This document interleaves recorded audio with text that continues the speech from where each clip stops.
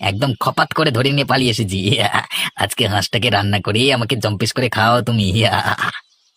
কিন্তু কেউ দেখে ফেলেনি তো? হ্যাঁ, ওই কাঞ্চন দেখেছে, কিন্তু ওর প্রধানকে বলবার কোনো সাহস নেই। তাতেও আমার পিছু লাগা লোকের তো অভাব নেই জানো তো। তাহলে এক কাজ করো, তাড়াতাড়ি করে হাঁসটাকে মেরে ফেলো, তারপর মাংস বানিয়ে দাও। আমি সেই মাংস রান্না করে দিচ্ছি।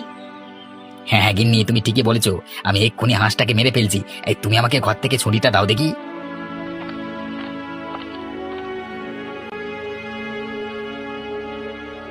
এই নিখিল, এই তোর বড্ড বার বেড়েছে না? তুই কি করছিস? সে তোর হুঁশ আছে তো? আরে প্রধান মশাই, আপনি এখানে কি কি কি করছেন? তোদের 2 নম্বরই কার্যকলাপ দেখতে এসেছি। তোরা এতটা নিচে নেমেছিস। তোদের সম্বন্ধে অনেক অভিযোগে আমার কাছে আসছিল ইদানিং। আমি কিছুই বলিনি। আপনি কি বলছেন কি? আমাদের সম্বন্ধে খারাপ কথা কে বললো আপনাকে? তারা নিশ্চয়ই আমাদের ওপর